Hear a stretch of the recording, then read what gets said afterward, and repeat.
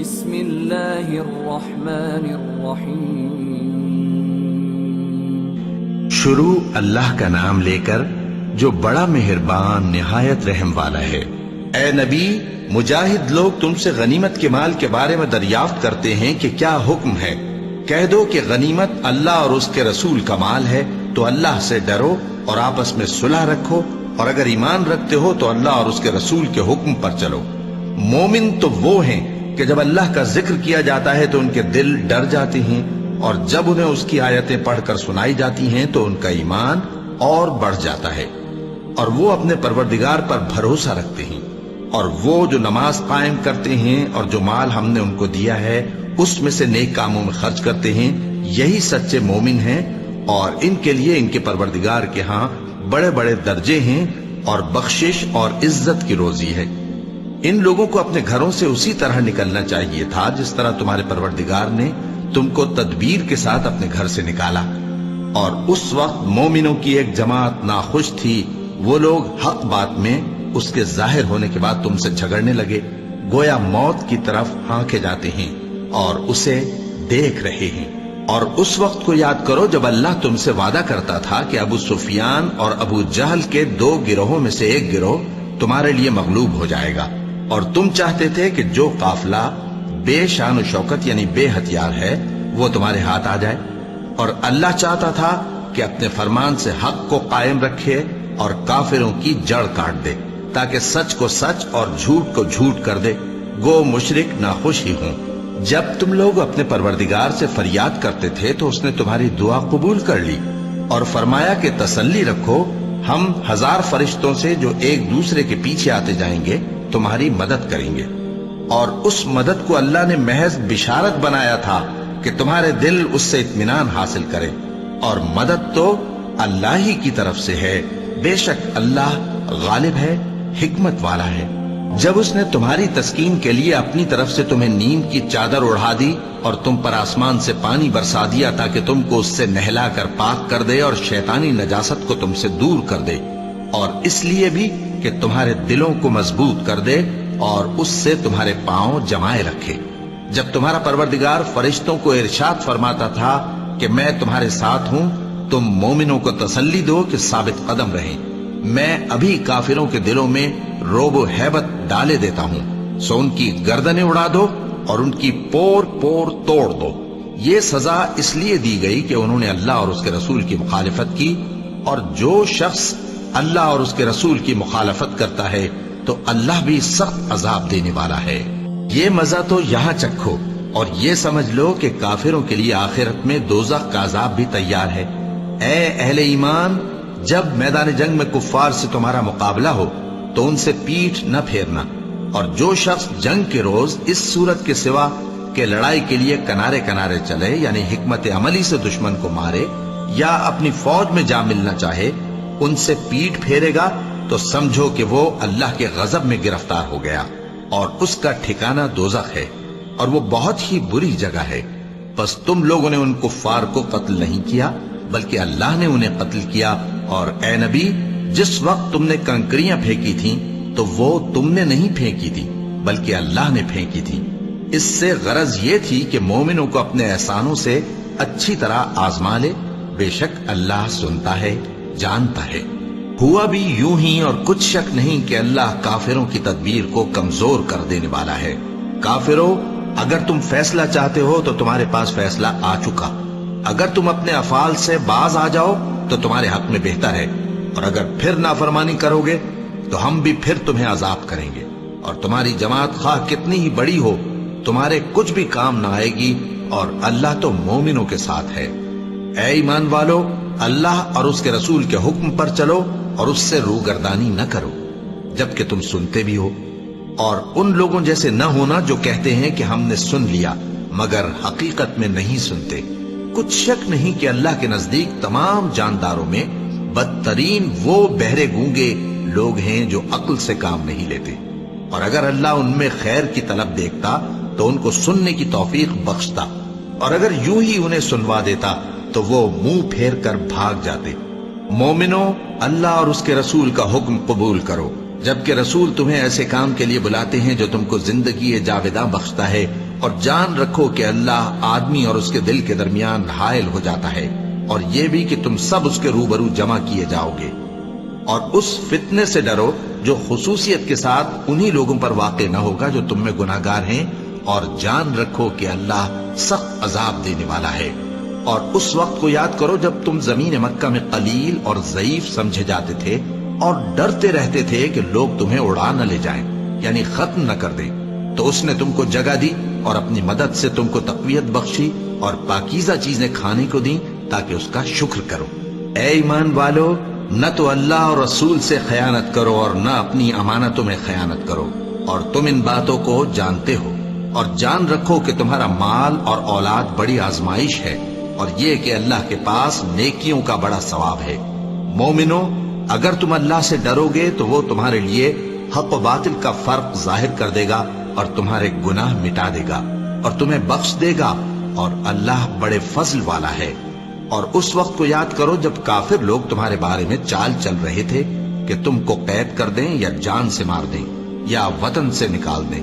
تو ادھر تو وہ چال چل رہے تھے اور ادھر اللہ تدبیر کر رہا تھا، اور اللہ بہترین تدبیر کرنے والا ہے۔ اور جب ان کو ہماری آیتیں پڑھ کر سنائی جاتی ہیں تو کہتے ہیں یہ کلام ہم نے سن لیا ہے، اگر ہم چاہیں تو اسی طرح کا کلام ہم بھی کہہ دیں، اور یہ ہے ہی کیا، صرف اگلے لوگوں کی حکایتیں ہیں۔ اور جب انہوں نے کہا کہ اے اللہ، اگر یہ قرآن تیری طرف سے برحق ہے تو ہم پر آسمان سے پتھر برسا یا کوئی اور تکلیف دینے والا عذاب بھیج دے۔ اور اللہ ایسا نہ تھا کہ جب تک اے پیغمبر تم ان میں تھے انہیں عذاب دیتا، اور نہ ایسا ہے کہ وہ تو بخشش مانگیں اور اللہ انہیں عذاب دے۔ اور اب ان کے لیے کون سی وجہ ہے کہ وہ انہیں عذاب نہ دے، جبکہ وہ مسجد حرام میں نماز پڑھنے سے روکتے ہیں، جبکہ وہ اس مسجد کے متولی بھی نہیں ہیں۔ اس کے متولی تو صرف پرہیزگار ہیں، لیکن ان میں کے اکثر نہیں جانتے۔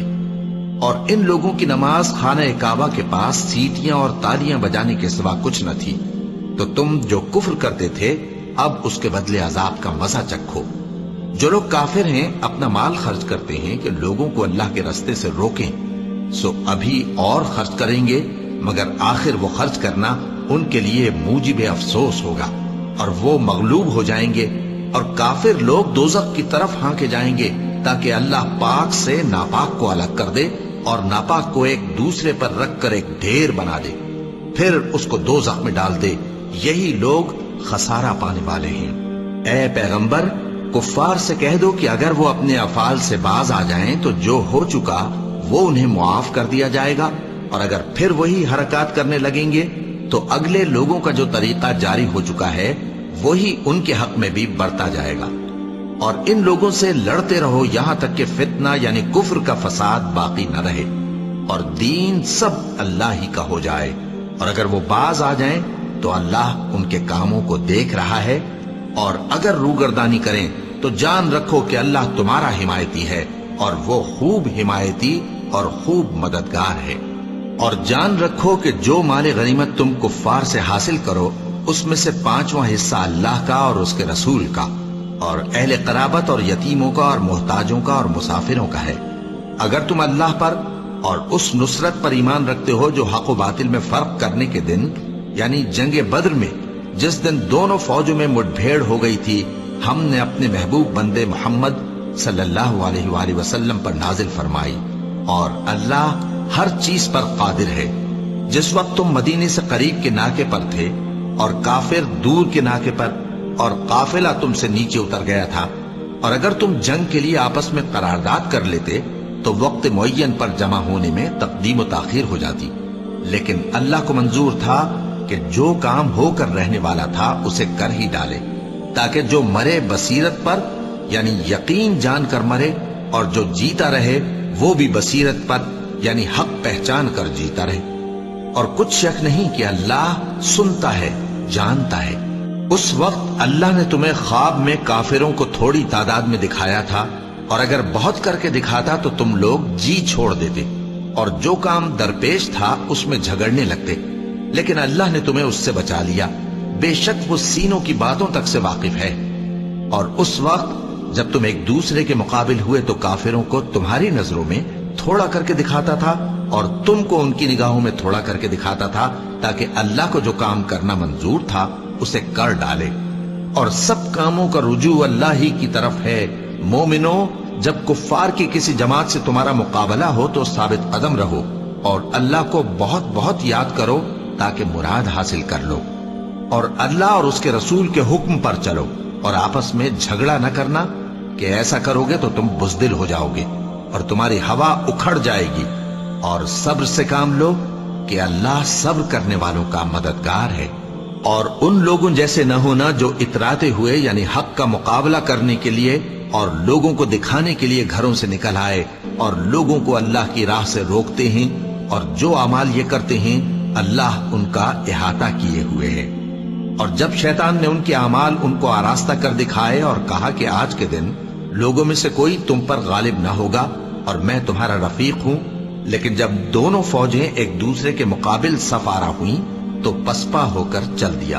اور کہنے لگا کہ مجھے تم سے کوئی واسطہ نہیں، میں تو ایسی چیزیں دیکھ رہا ہوں جو تم نہیں دیکھ سکتے، مجھے تو اللہ سے ڈر لگتا ہے اور اللہ سخت عذاب کرنے والا ہے۔ اس وقت منافق اور کافر جن کے دلوں میں بیماری تھی کہتے تھے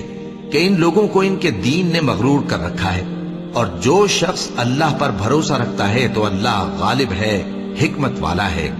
اور کاش تم اس وقت کی کیفیت دیکھو جب فرشتے کافروں کی جانیں نکالتے ہیں کہ ان کے چہروں اور پیٹھوں پر مارتے جاتے ہیں اور کہتے ہیں اب آگ کے عذاب کا مزہ چکھو، یہ ان اعمال کی سزا ہے جو تمہارے ہاتھوں نے آگے بھیجے ہیں۔ اور یہ جان رکھو کہ اللہ بندوں پر ظلم نہیں کرتا، جیسا حال فرعونیوں اور ان سے پہلے لوگوں کا ہوا تھا ویسا ہی ان کا ہوا کہ انہوں نے اللہ کی آیتوں سے کفر کیا تو اللہ نے ان کے گناہوں کی سزا میں ان کو پکڑ لیا۔ بے شک اللہ زبردست ہے، سخت عذاب دینے والا ہے۔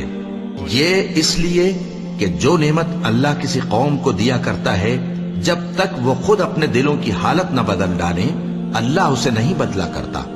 اور اس لیے کہ اللہ سنتا جانتا ہے۔ جیسا حال فرعونیوں اور ان سے پہلے لوگوں کا ہوا تھا ویسا ہی ان کا ہوا۔ انہوں نے اپنے پروردگار کی آیتوں کو جھٹلایا تو ہم نے ان کو ان کے گناہوں کے سبب ہلاک کر ڈالا اور فرعونیوں کو ڈبو دیا، اور وہ سب ظالم تھے۔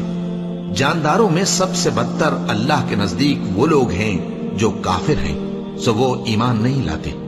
جن لوگوں سے تم نے صلح کا عہد کیا ہے پھر وہ ہر بار اپنے عہد کو توڑ ڈالتے ہیں اور اللہ سے نہیں ڈرتے، اگر تم ان کو لڑائی میں پاؤ تو انہیں ایسی سزا دو کہ جو لوگ ان کے پس پشت ہوں وہ ان کو دیکھ کر بھاگ جائیں، عجب نہیں کہ ان کو اس سے عبرت ہو۔ اور اگر تم کو کسی قوم سے دغابازی کا خوف ہو تو ان کا عہد انہی کی طرف پھینک دو کہ اس طرح تم سب برابر ہو جاؤ۔ کچھ شک نہیں کہ اللہ دغابازوں کو دوست نہیں رکھتا،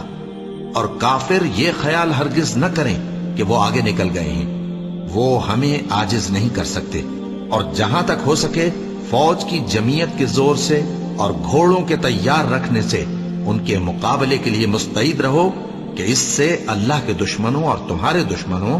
اور ان کے سوا اور لوگوں پر جن کو تم نہیں جانتے اور اللہ جانتا ہے ہیبت بیٹھی رہے گی، اور تم جو کچھ اللہ کی راہ میں خرچ کرو گے اس کا ثواب تم کو پورا پورا دیا جائے گا اور تمہارا ذرا نقصان نہ کیا جائے گا۔ اور اگر یہ لوگ صلح کی طرف مائل ہوں تو تم بھی اس کی طرف مائل ہو جاؤ، اور اللہ پر بھروسہ رکھو، کچھ شک نہیں کہ وہ سب کچھ سنتا ہے، جانتا ہے۔ اور اگر یہ چاہیں کہ تم کو فریب دیں تو اللہ تمہیں کفایت کرے گا، وہی تو ہے جس نے تم کو اپنی مدد سے اور مسلمانوں کی جمعیت سے تقویت بخشی اور ان کے دلوں میں الفت پیدا کر دی، اور اگر تم دنیا بھر کی دولت خرچ کرتے تب بھی ان کے دلوں میں الفت پیدا نہ کر سکتے، مگر اللہ ہی نے ان میں الفت ڈال دی، بے شک وہ زبردست ہے، حکمت والا ہے۔ اے نبی، اللہ تم کو اور مومنوں کو جو تمہارے پیرو ہیں کافی ہے۔ اے نبی، مسلمانوں کو جہاد کی ترغیب دو، اگر تم میں 20 آدمی ثابت قدم رہنے والے ہوں گے تو 200 کافروں پر غالب رہیں گے، اور اگر 100 ایسے ہوں گے تو 1000 پر غالب رہیں گے، اس لیے کہ کافر ایسے لوگ ہیں کہ کچھ بھی سمجھ نہیں رکھتے۔ اب اللہ نے تم پر سے بوجھ ہلکا کر دیا اور معلوم کر لیا کہ ابھی تم میں کسی قدر کمزوری ہے،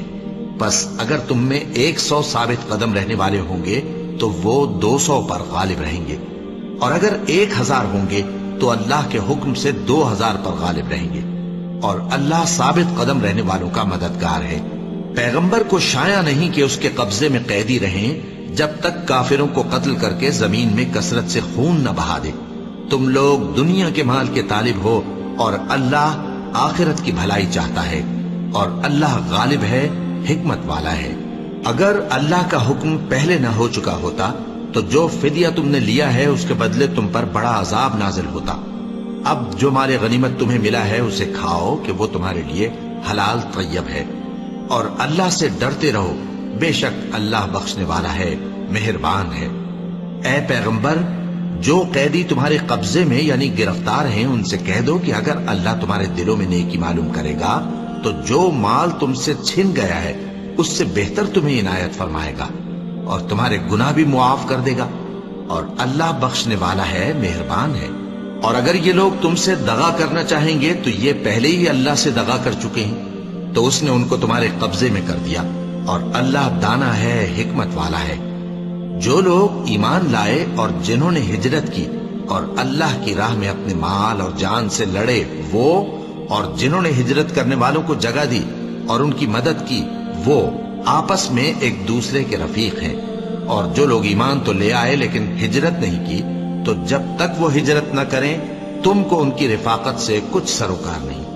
اور اگر وہ تم سے دین کے معاملات میں مدد طلب کریں تو تم کو مدد کرنی لازم ہے،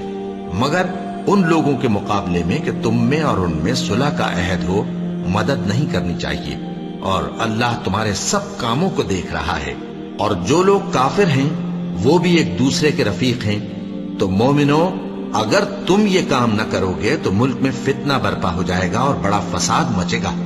اور جو لوگ ایمان لائے اور وطن سے ہجرت کر گئے اور اللہ کی راہ میں جہاد کرتے رہے، اور جنہوں نے ہجرت کرنے والوں کو جگہ دی اور ان کی مدد کی، یہی لوگ سچے مسلمان ہیں۔ ان کے لیے اللہ کے ہاں بخشش اور عزت کی روزی ہے۔ اور جو لوگ بعد میں ایمان لائے اور وطن سے ہجرت کر گئے اور تمہارے ساتھ ہو کر جہاد کرتے رہے، وہ بھی تمہیں میں سے ہیں۔ اور رشتہ دار اللہ کے حکم کی روح سے ایک دوسرے کے زیادہ حقدار ہیں، کچھ شک نہیں کہ اللہ ہر چیز سے واقف ہے۔ صدق اللہ العظیم۔